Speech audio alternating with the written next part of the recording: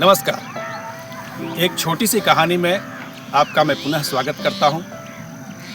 आज की कहानी एक कल्पित कहानी है, लेकिन इसके निहितार्थ बहुत गहरे हैं। आशा है कि आपको यह कहानी बहुत पसंद आएगी। एक राजा था, बहुत दिनों तक उसने राज किया और वह काफ़ी वृद्ध हो गया। इस उपलक्ष्य में उसने एक कार्यक्रम का आयोजन करवाया, उत्सव का आयोजन करवाया, और उस उत्सव में राज्य की जो सबसे प्रसिद्ध नृत्यांगना थी उसको बुलाया गया। राजा ने राजगुरु को भी कुछ स्वर्ण मुद्राएं दी, जो नर्तकी को राजगुरु के द्वारा उपहार स्वरूप दिया जाता। कई देशों के, कई प्रांतों के, कई प्रदेशों के अन्य राजाओं को, राजकुमारों को भी इस कार्यक्रम के लिए आमंत्रित किया गया था। कार्यक्रम शुरू हुआ। नृत्यांगना ने अपना नृत्य प्रस्तुत किया।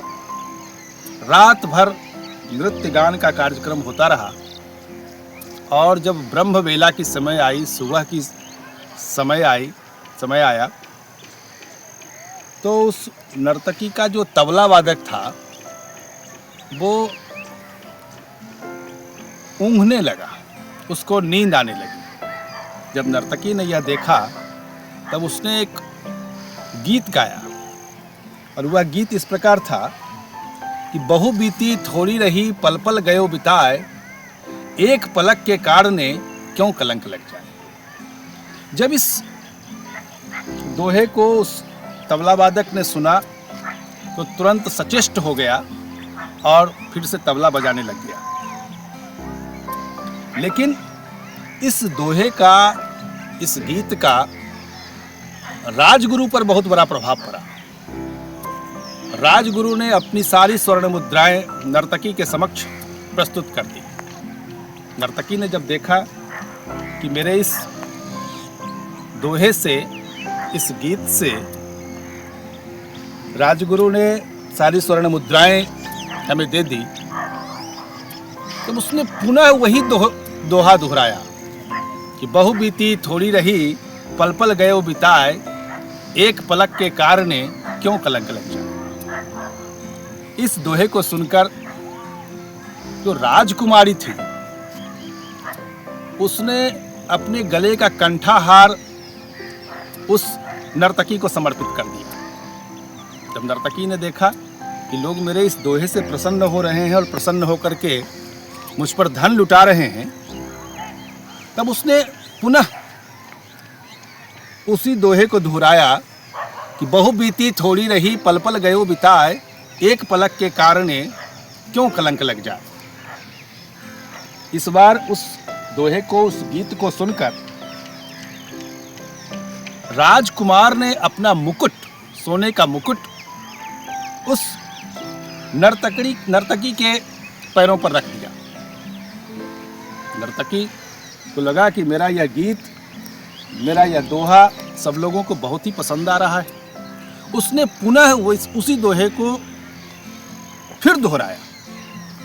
उसने फिर गाना शुरू किया कि बहु बीती थोड़ी रही, पल पल गयो बिताए, एक पलक के कारणे क्यों कलंक लग जाए। जैसे ही इस दोहे को उसने सुनाया, राजा ने कहा कि बस कर नर्तकी, अब रुक जा। ऐसा तुमने क्या कर दिया? तुमने राजगुरु को लूट लिया, राजकुमारी ने अपना सारा कंठाहार समर्पित कर दिया, राजकुमार ने अपना मुकुट तुम्हारे चरणों में समर्पित कर दिया, तुम एक बेश्या होकर के इतना लूट रही है।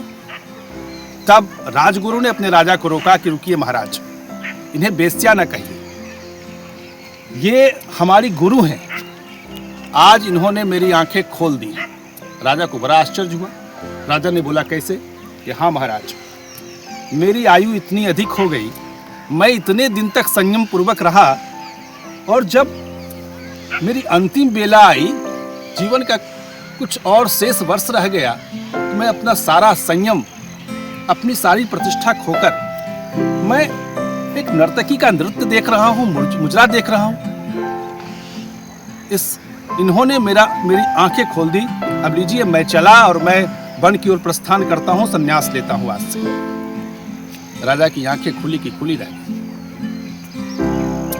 फिर राजा की बेटी ने कहा कि हाँ पिताजी, इन्होंने भी मेरी आंखें खोल दी।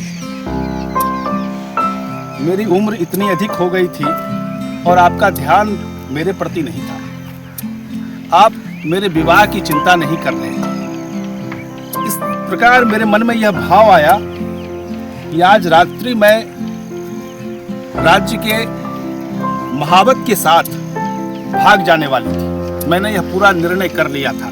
लेकिन जब मैंने इस दोहे को, इनके गीत को सुना, तब मुझे समझ में आया कि मैं कितना बड़ा गलती करने वाली थी।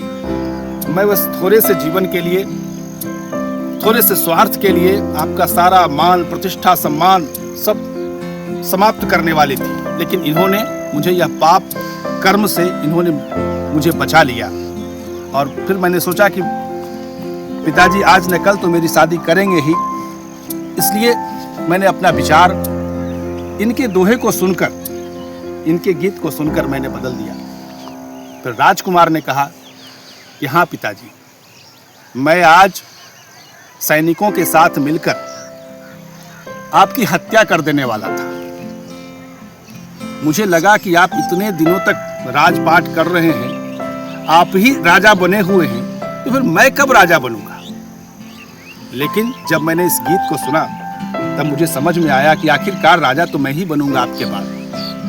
इसलिए मेरे मन में जो पाप कर्म था कि मैं आपकी हत्या करने वाला था, उससे मैं बच गया।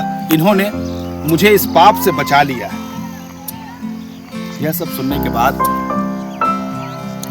राजा को भी होश आया कि वह कितनी बड़ी गलती कर रहा था। राजा ने तत्क्षण राजकुमार को राजा बना दिया, उसका राज्याभिषेक किया और अपनी पुत्री से कहा कि हाँ, कई देशों के योग्य राजकुमार आए हुए हैं, वह जिन्हें चाहे उनके गले में वरमाला डाल दे।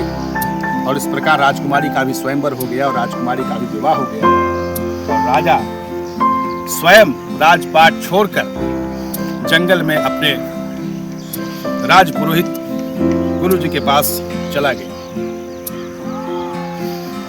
यह सब देखने के बाद नर्तकी को भी होश आया। जब मेरे इस एक छोटे दोहे से इतने लोगों का जीवन बदल सकता है, इतने लोगों की सोच बदल सकती है, तो मैं कैसी अभागन हूं कि इस बुरे कर्म में लिप्त हूं।